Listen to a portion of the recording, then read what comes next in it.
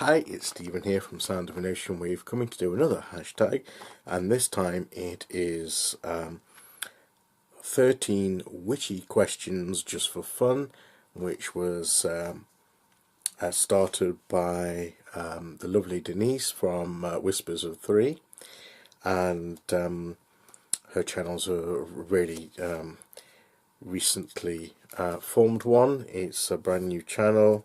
She's got just a few videos on it, but she's a lovely woman and lovely lady, and I just wanted to support her because I know what it's like when you take the plunge and start a channel and start recording videos, wondering when anybody's going to be interested or not.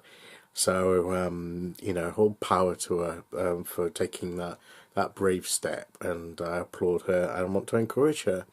And I'm doing this hashtag, the 13 witchy questions, and I'm not really on a witchy path. I wouldn't describe it as a witchy path. Although recently I've been into the more sort of magical, working with candles and doing rituals with candles and things. You know, doing petitions and using candles in that way, and you know, setting intention for sending energy and things like that. So I've become more interested in that side of things, but still wouldn't class myself as following the witchy path. But a lot of my friends in the community are, and I have a great fondness and respect for the people that do follow the witchy path, and you know, they're some of the loveliest people that I've come across, and I won't hear a word said against them. So so these are literally 13 questions, and I'll get started. And the first question is: are you in or out of the broom closet? Well, if I translate that to my general spiritual practice path, it's very private. So I would say no, I'm not. It's something that I do by myself as part of my own personal development. Question 2: what's your favourite tree? Some of these are, you know, sort of like bit sort of random, but just general questions, just to perhaps get to know about different people, you know, different things about you. And favourite tree. I must admit, I like the oak tree. I like oak tree because living here in Nottinghamshire in the UK, near Sherwood Forest, and of course there's the famous major oak connected with the legend of Robin Hood, that's in Sherwood Forest, and I've been and seen it several times, and it's very, very old, and it's got you can't go up to it or anything. It's very protected, and it's got things now supporting it and that, because it's a very old tree. So but there's something about that time, you know, that going back all that while, and that strength of the oak tree, and also the, you know, the saying, out of little acorns mighty oak trees grow, and that, you know, that's like that potential can grow into something really strong and stable. So that's why I quite like. I mean, I like other trees as well, but that has a big, you know, a symbolic meaning for me as well. So question 3: favourite sigil or symbol?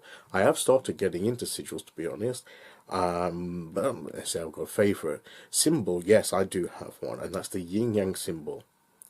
You know, the white and the black circle with the little white dot in the black part, and the little black dot, you know, the little black circle in the white part.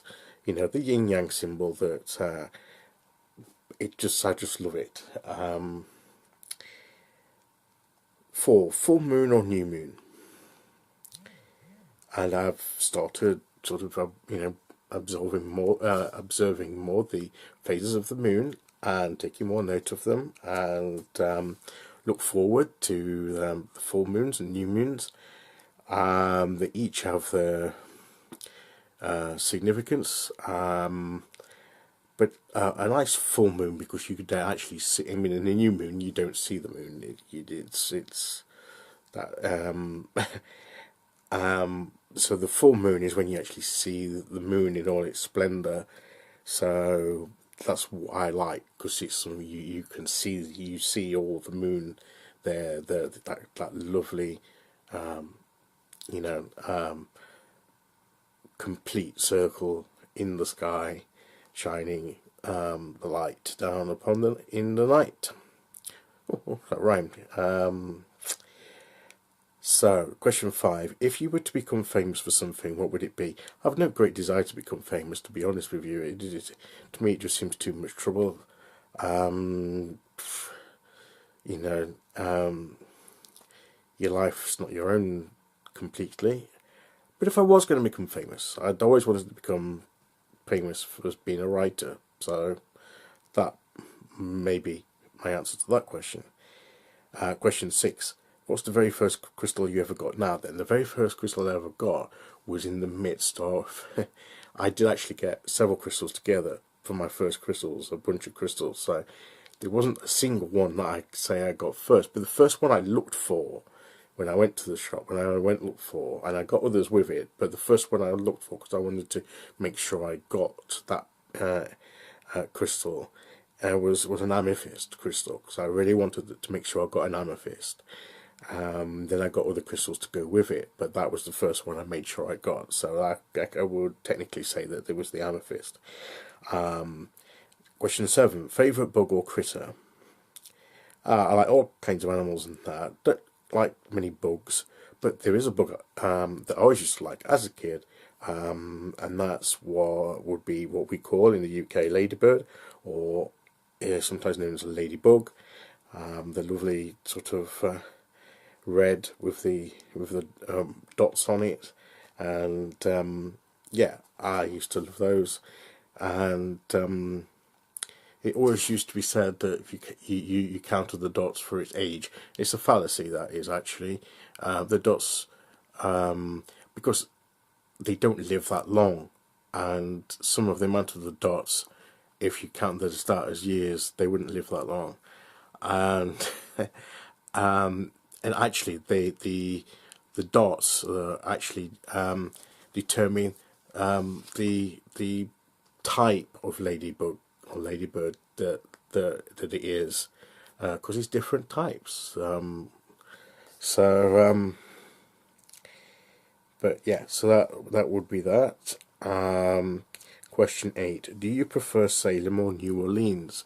Well, I've never been to either of those. I live here in the UK. I've never visited either of those. Never visited America for a start.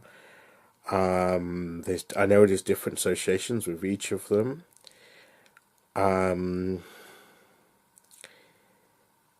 not sure. That I would have a preference. I'd like to go to both.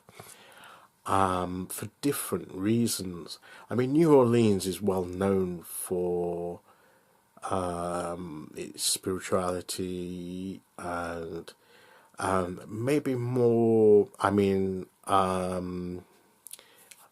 of my first connections with tarot was through the James Bond film Live and Let Die, and that featured New Orleans and the voodoo aspect and that kind of thing. But you've got like the carnival aspect as well, and but Salem obviously has its history, particularly with the Salem witch trials, and we've had witch trials here in the UK as well. So if I was perhaps going to choose one first, it would be to go to Salem. But at some point I would probably wouldn't rule out a visit to New Orleans. So question 9. The very first person you watched on YouTube in the tarot witchy community. Now, I can't remember who came first. One of the first was Simon from the from the Hermit's Cave. He doesn't live too far from me. I've been and met up with him, had a coffee with him, and he was one of the very first people that I watched.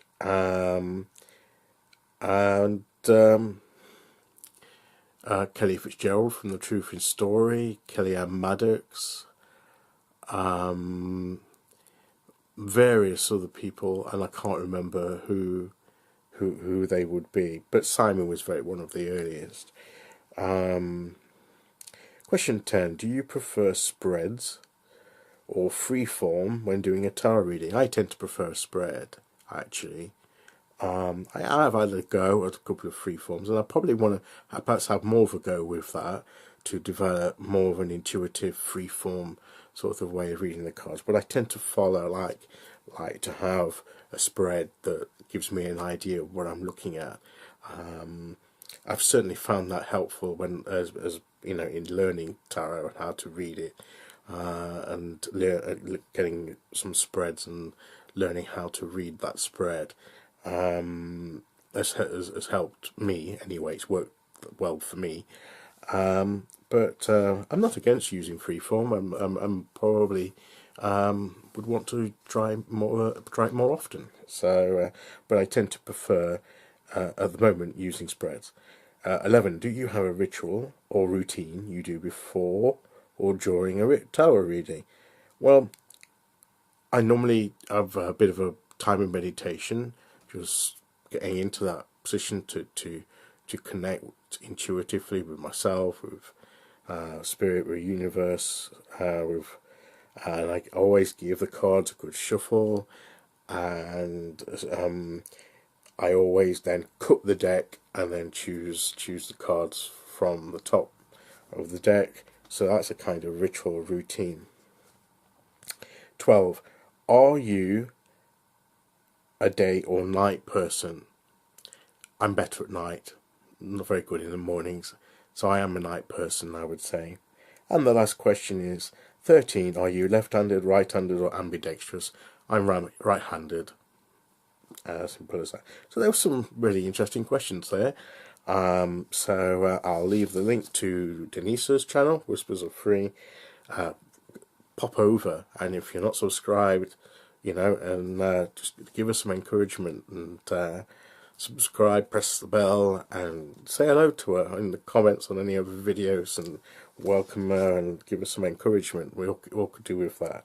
So thank you, Denise, for these questions, and this is my response.